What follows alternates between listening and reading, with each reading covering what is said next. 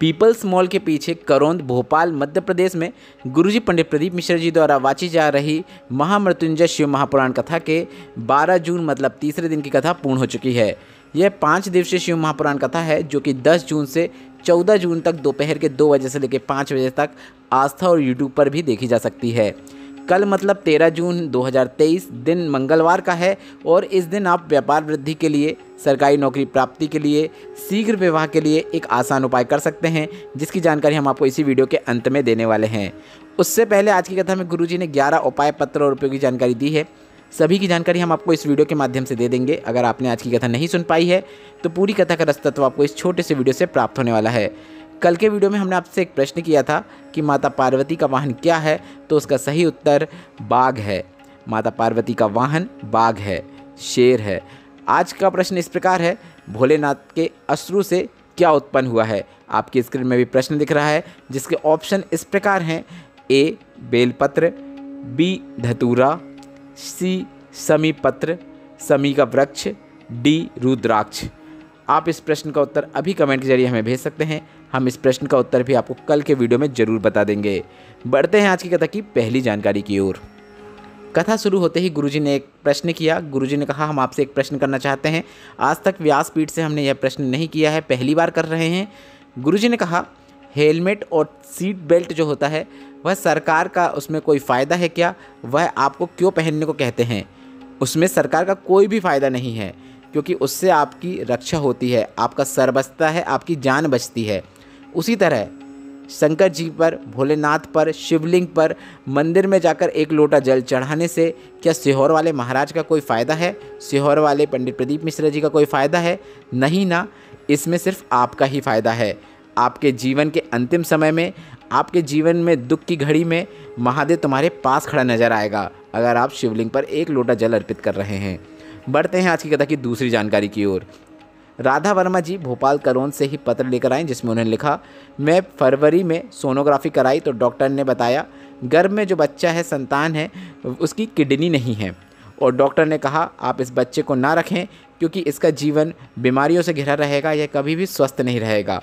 इसके बाद डॉक्टर ने हमें 15 दिन का समय दे दिया और कहा कि आप 15 दिन बाद ऑपरेशन करा सकते हैं। इसके बाद हम दूसरे डॉक्टर के पास गए, उसने भी ऐसा ही कहा। इसके बाद हम तीसरे डॉक्टर के पास गए, तीसरे हॉस्पिटल गए, वहाँ पर भी हमने जांच कराई तो डॉक्टर ने यही कहा किडनी नहीं है, आपको ऑपरेशन कराना है। इसके बाद किसी ने कहा सीहोर कोबरेश्वर धाम में जाकर रुद्राक्ष लेकर आ जाओ और उस रुद्राक्ष का जल अपनी बहू को देना शुरू करो। हम सीहोर गए, सीहोर कोबरेश्वर धाम से रुद्राक्ष लेकर आ गए और वह जल हमने शिवलिंग पर चढ़ाकर, उस जल को औषधि रूप में प्राप्त कर कर शिवलिंग पर बेलपत्र चढ़ाकर, बेलपत्र को भी औषधि रूप में प्राप्त करके बहू को देना शुरू किया। 22 दिन बाद हमने फिर से जांच कराई तो डॉक्टर ने कहा कि आश्चर्य की बात है कि बच्चे की दोनों किडनियां बन चुकी हैं, बच्चा स्वस्थ है। उसी का आभार व्यक्त करने हम कथा पंडाल में आए हैं। बढ़ते हैं आज की कथा की तीसरी जानकारी की ओर।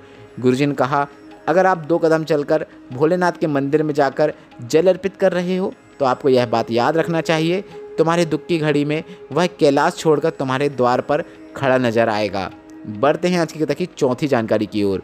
सुनीता जी पत्र लेकर आई, जिसमें उन्होंने लिखा, मेरा बेटा सरकारी नौकरी की तैयारी कर रहा था पर उसका चयन नहीं हो पा रहा था, कहीं पे भी उसका सिलेक्शन नहीं हो रहा था। तब मैंने पशुपतिनाथ व्रत करने को कहा और साथ में रोज़ 1 लोटा जल चढ़ाने को भी कहा। बेटे ने कहा कि माँ क्या 1 लोटा जल चढ़ाने से नौकरी लगती है? तो मैंने कहा सीहोर वाला महाराज इतना कहता है, कुछ तो सच्चाई होगी। इसके बाद मेरे बेटे ने पशुपतिनाथ व्रत भी किया और 1 लोटा जल चढ़ाना शुरू किया। साथ में उसने पढ़ाई भी पूरी लगन से किया, पढ़ाई में कोई कमी नहीं छोड़ा और बाबा की कृपा से मेरे बेटे की रेलवे में स्टेशन मास्टर के पद में नौकरी लग गई है। उसी का आभार व्यक्त करने में कथा पंडाल में आई हूँ। बढ़ते हैं आज की कथा की 5वीं जानकारी की ओर। गुरुजी ने कहा, 50 लाख की गाड़ी में घूम रहे हो तो आपको यह समझ लेना है यह आपके पूर्व के ही कर्म है जिसका आपको पुण्य मिल रहा है। अच्छा घर मिला है, अच्छा खाना खाने को मिल रहा है तो आपको यह समझ लेना है यह आपके पूर्व के ही पुण्य है जिसे आप इस जन्म में प्राप्त कर रहे हैं। और इस बात का भी आपको ध्यान रखना है कि इस चकाचौंध ज़िंदगी में आप अगर भगवान को भूल जाते हैं, दान करना छोड़ देते हैं, तो इस बात को भी आपको याद रखना है जो आप आज कर रहे हैं उसका भी फल आपको ज़रूर प्राप्त होगा। बढ़ते हैं आज की कथा की 6वीं जानकारी की ओर। मनीषा जी पत्र लिख रहे हैं, जिसमें उन्होंने लिखा, मेरी बहन की शादी के 5 वर्ष हो गए थे पर संतान का सुख नहीं था। जितने भी डॉक्टर को दिखाया सब ने संतान सुख नहीं है ऐसा कह दिया। डॉक्टर ने कहा आपको कुछ प्रॉब्लम है। सारे ट्रीटमेंट भी करवाए पर संतान का सुख प्राप्त नहीं हुआ। टेस्ट ट्यूब बेबी भी करवाया फिर भी संतान नहीं हुई। इसके बाद निराश होकर बैठ गए। इसके बाद किसी परिचित ने हमें व्हाट्सएप में शिव महापुराण की क्लिप भेजी। उसे देखने के बाद हमने शिव महापुराण कथा भी सुनना शुरू किया। पशुपतिनाथ व्रत किया और बाबा पर निरंतर 1 लोटा जल चढ़ाना शुरू किया। बाबा की कृपा से गर्भ ठहर गया। उसी का आभार व्यक्त करने हम कथा पंडाल में आए हैं। बढ़ते हैं आज की कथा की 7वीं जानकारी की ओर। किरण साहू जी पत्र लेकर आए जिसमें उन्होंने लिखा, मेरी शादी के 20 वर्ष हो चुके थे। डॉक्टरों को भी दिखाया पर डॉक्टर ने कहा कि आपकी ट्यूब ब्लॉक हो गई है इसलिए संतान सुख नहीं है। 10 वर्षों बाद हमने ऑपरेशन भी करवाया ट्यूब ब्लॉक का पर उसके बाद भी हमें संतान नहीं हुई। ऐसा करते करते 20 वर्ष निकल गए फिर भी संतान नहीं हुई। इसके बाद मेरी पड़ोसन ने मुझे शिवलिंग पर चढ़ाकर उस जल का आचमन करने को कहा। मैंने कहा 20 वर्ष में जो नहीं हुआ क्या शिवलिंग पर जल चढ़ाने से हो सकता है? तो पड़ोसन ने भी कहा सीहोर वाला महाराज इतना कहता है, एक बार तो करके देखो कुछ तो सच्चाई होगी। फिर मैंने शिवलिंग पर निरंतर जल चढ़ाना शुरू किया। रोज़ शिवलिंग पर जल चढ़ाती और उस जल का आचमन कर लेती। ऐसा करते करते मैंने 7 महीने तक लगातार किया और 7 महीने बाद बाबा की कृपा हुई और मेरा गर्भ ठहर गया और मेरे घर पे बच्चे ने जन्म लिया है। उसी का आभार व्यक्त करने में कथा पंडाल में आई हूँ। बढ़ते हैं आज की कथा की 8वीं जानकारी की ओर। एक और पत्र आया जिसमें लिखा था 2009 में मेरी बहन की एक ऐसे घर में शादी हुई जहां पर 20 वर्षों से संतान नहीं थी। 2009 में मेरी बहन की शादी हुई और 2022 आ गया और मेरी बहन को भी संतान नहीं हुई। मेरी बहन को भी वर्षों से संतान नहीं हुई। फिर हमने उसे शिव महापुराण कथा के बारे में बताया। उसने शिव महापुराण कथा सुना और 1 लोटा जल शिवलिंग पर चढ़ाने लगी। साथ में उसने पशुपतिनाथ व्रत भी किया और 2009 के बाद 2023 में संतान की प्राप्ति हुई है। उसी का आभार व्यक्त करने हम कथा पंडाल में आए हैं। बढ़ते हैं आज की कथा की 9वीं जानकारी की ओर। गुरुजी ने बताया कि 19 से 25 जून तक खगड़िया बिहार में कथा होने वाली है। इस कथा का एड्रेस इस प्रकार है, संसारपुर खेल मैदान खगड़िया बिहार। आप इस कथा को आस्था और यूट्यूब पर 2 बजे से लेकर 5 बजे तक सुन सकते हैं। इस कथा का नाम है नंदीश्वर शिव महापुराण कथा।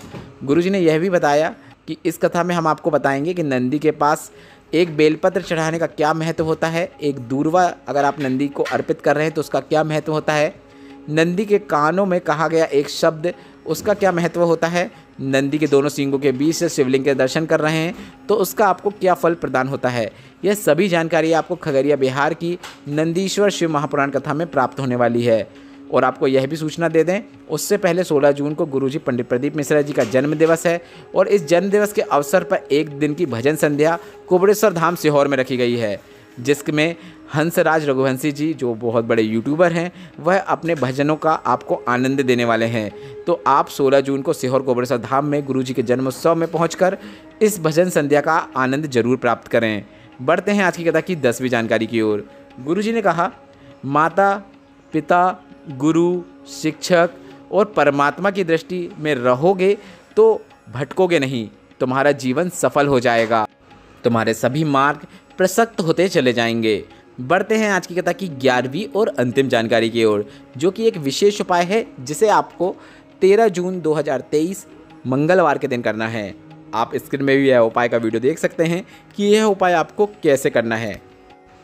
आप किसी भी मंगलवार के दिन यह उपाय कर सकते हैं और गुरुजी ने कहा है यह उपाय आपको 4 से 5 मंगलवार करके देखना है और जिस उद्देश्य के लिए आप यह उपाय कर रहे हैं वह निश्चित पूर्ण हो जाता है। वे 3 उद्देश्य कौन कौन से हैं जिनके लिए आप यह उपाय कर सकते हैं, पर 3 में से किसी एक उद्देश्य को मन में रखकर आपको एक बार उपाय करना है।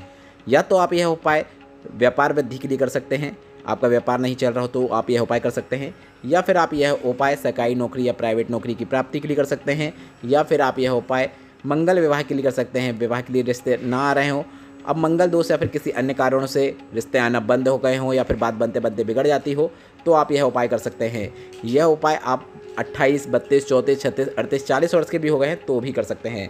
इस उपाय को करने के लिए आपको एक धतूरा ले लेना है और इस धतूरे में आपको जो धतूरे का अंदर का फल होता है उसे प्राप्त करना है।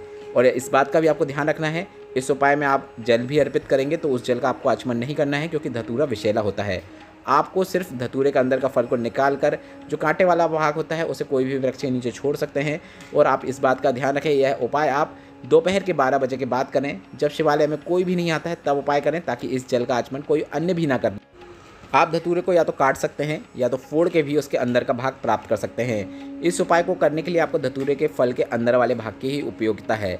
इसके बाद इसे लेकर आपको शिवालय पहुंच जाना है और श्री शिवाय नमस्तुभ्यम बोलते हुए या फिर नमः शिवाय बोलते हुए या फिर ओम नमः शिवाय बोलते हुए इस भाग को आपको शिवलिंग पे अर्पित कर देना है। आप वीडियो में भी देखकर समझ सकते हैं कौन सा भाग आपको शिवलिंग पे अर्पित करना है। इस भाग को शिवलिंग के ऊपर अर्पित कर दें और उसके बाद आप 1 लोटा जल या 2 लोटा जल, मतलब आप 2-3 4 लोटा जल भी शिवलिंग पे अर्पित कर सकते हैं। 1 लोटा जल तो शिवलिंग पे जरूर अर्पित करें। ज़्यादा से ज़्यादा जल अर्पित करने की कोशिश करें ताकि जो आपने अर्पित किया है वह बहकर शिवलिंग के नीचे पहुंच जाए। बस इतना ही करना है। यह उपाय आप 3 से 4 मंगलवार करके देखिएगा। जिस मनोकामना को मन में रखते हुए आपने यह उपाय किया है, जो 3 उद्देश्य मैंने बताए हैं, वह निश्चित पूर्ण हो जाते हैं। यह एक मंगलवार का विशेष उपाय है जिसे आप प्रत्येक मंगलवार के दिन दोपहर के 12 बजे के बाद कर सकते हैं। आज की कथा आपको कैसी लगी? अगर आपको भी आनंद की प्राप्ति हुई है तो इस वीडियो को लाइक करके कमेंट बॉक्स में हर हर महादेव टाइप करना ना भूलें और अपने प्रश्न भी आप उपाय से संबंधित इसी वीडियो के कमेंट बॉक्स में पूछ सकते हैं। हम आपके प्रश्नों का उत्तर जरूर देंगे। श्री शिवाय नमस्तुभ्यम। हर हर महादेव।